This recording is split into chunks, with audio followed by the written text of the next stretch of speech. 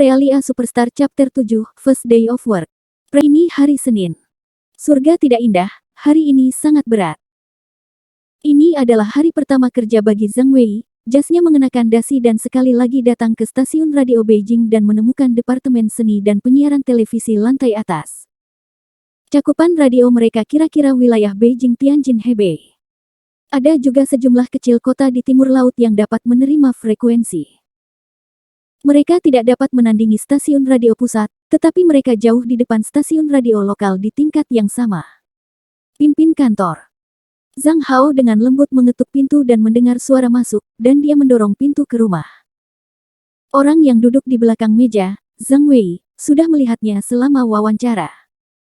Sudah lebih dari 40 tahun. Zhao Guozhu, dia juga orang yang bertanggung jawab atas frekuensi penyiaran sastra dan seni, stasiun radio atau stasiun TV. Dalam posisi ini, ibu kota dan banyak daerah umumnya disebut sebagai direktur. Tentu saja, ada pengecualian, seperti Provinsi Xiangnan di Provinsi Xiangnan, dan juga disebut Daochang. Kepemimpinan. Xiao Zhang datang, duduk, apakah kamu memiliki dokumen? Semua di bawah.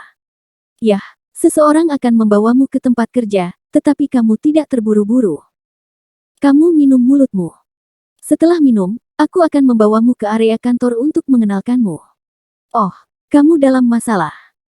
Saya hanya berkomunikasi beberapa kata, dan Zhang Wei juga memperhatikannya. Setelah beberapa lama, Zhao Guozhu tersenyum dan memimpin Zhang Wei ke area kantor terkonsentrasi dari stasiun radio seni dan sastra di lantai yang sama. Daerah itu sangat besar, sekitar 30 atau 40 meja. Mungkin program hari ini dicatat sebelumnya, semua orang juga dicatat tidak ada yang sibuk, bermain game, mengobrol, dan mengobrol. Ketika saya melihat pemimpin datang, mereka melepaskan permainan, dan mereka semua diam. Kepemimpinan. Pemimpin, selamat pagi. Semua orang menyambut mereka. Zhao Guozhu mengangguk dan mengambil foto bahu Zhang Wei. Semua orang berhenti untuk memperkenalkan seorang kawan baru, Zhang Wei, lulusan baru Akademi Penyiaran. Hari ini adalah salah satu anggota kami. Selamat datang semuanya. Meskipun Universitas Komunikasi sekarang disebut Universitas Komunikasi, pendahulunya adalah Beijing Broadcasting Institute. Hanya saja namanya berubah dalam beberapa tahun terakhir, sehingga banyak orang masih menyebutnya sebagai judul lama. Mungkin juga ada alumni Xiao Zhang di ruangan itu adalah miliknya. Brother dan sister, semua orang peduli pada orang baru. Semua orang bertepuk tangan, dan beberapa orang memiliki keraguan yang jelas di mata mereka. Zhang Wei juga menyapa semua orang pada waktu yang tepat, dan memperkenalkan dirinya secara singkat. Kemudian, Zhao Guozhu memanggil seorang pemuda, dan dia hampir sebesar Zhang Wei. Bahkan jika dia terlalu besar, dia tidak akan lebih tua, tetapi dia tidak harus melihatnya. Pemuda itu akan tampan. Tian Bin, Anda juga menyiarkan. Tuan rumah, kali ini Anda membawa selembar kecil untuk membiasakan diri dengan bisnis.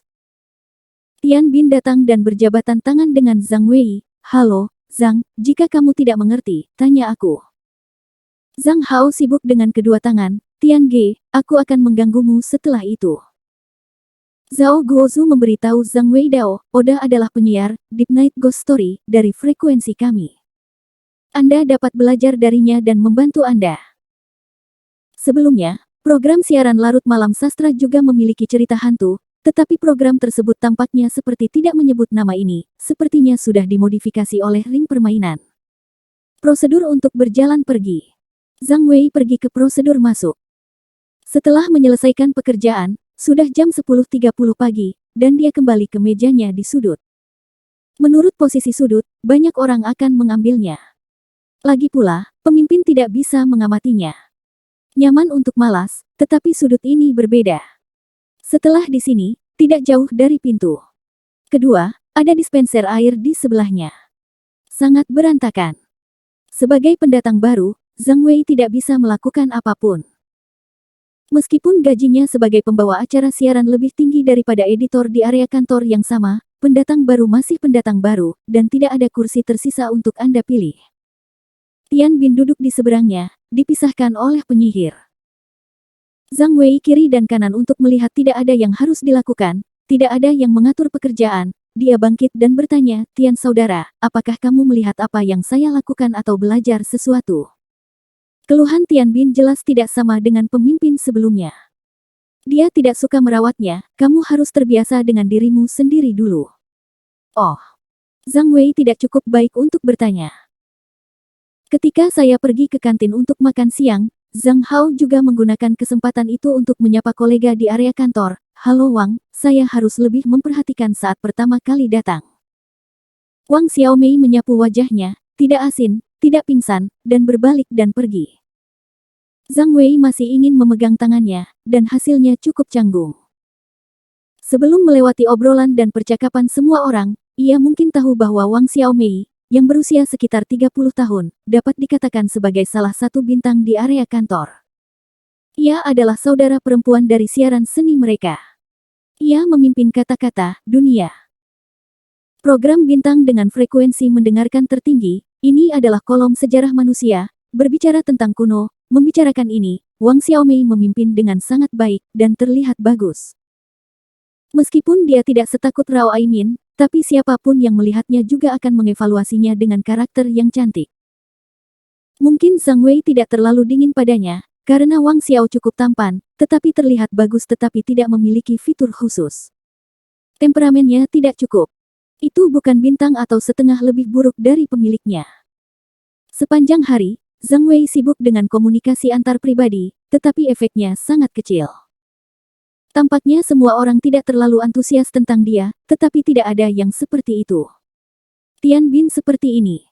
Wang Xiaomei juga seperti ini. Zhang Xiaochai tidak mengerti apa yang terjadi sampai dia pulang kerja, karena dia secara tidak sengaja mendengar editor telepon dari siaran sastra dan Tian Bin berbicara dengan seorang wanita cantik. Wanita cantik itu adalah 80% dari istri Tian Bin. Mereka berdua berpegangan tangan, mungkin unit itu mengambil suaminya setelah bekerja. Tian Ge, bagaimana Zhang Nai bisa melamar? Tanya editor telepon. Tian Bin menggelengkan kepalanya dan berkata, siapa yang tahu, sepertinya itu. Editor telepon berkata dengan emosi, apa yang dikatakan? Bisakah penampilan seperti ini disiarkan sebagai pembawa acara? Saya tidak tahu seperti apa di Taichung. Lebih baik saya melanjutkan. Tian Bin menegaskan, itu pasti merah. Editor telepon bergema, jangan bilang merah, dia tidak bisa membawanya ke program dan mengatakannya. Kami memiliki host tetap untuk semua program siaran sastra dan seni. Dia paling banyak menjadi tuan rumah agensi. Ayolah, siapa yang sakit? Alih-alih suatu hari, saya ingin memiliki program eksklusif saya sendiri. Saya tidak akan bisa melakukannya tahun depan, ayo. Oh, jika tuan rumah generasi sebelumnya dipindahkan ke stasiun berita, apakah dia akan terlihat seperti ini?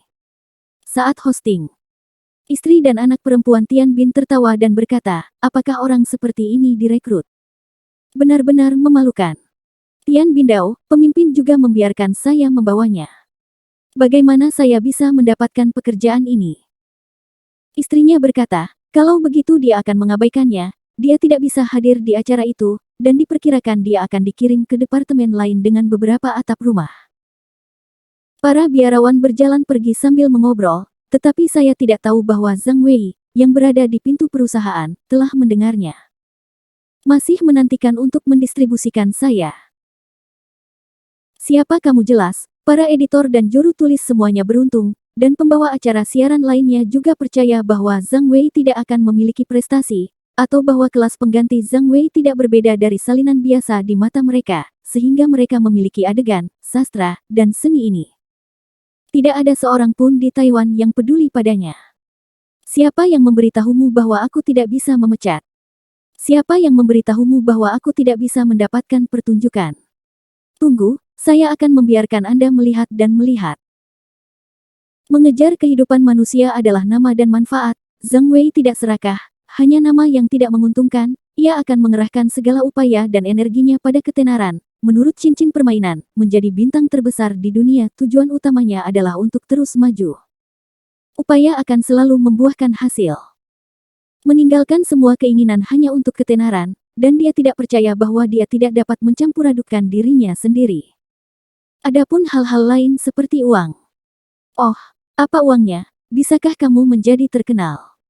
Dia selalu menolak sebanyak dia melihat tanah, dan benar-benar tidak peduli dengan uang di luar itu. Dia benar-benar tidak peduli. Hei, tunggu. Zhang Wei tiba-tiba berhenti di tangga di sisi barat stasiun, mengambil satu kaki dan membanting sesuatu, melihat tidak ada yang memperhatikan, membungkuk dan mengambil tiket kertas sepeser pun yang tidak diketahui dilemparkan ke tanah. Ke dalam saku, terus melangkah maju. Ya, di mana Anda baru saja mengatakan. Oh, siapa yang memberitahumu bahwa aku tidak bisa mendapatkan pertunjukan? Ah, siapa yang memberitahumu?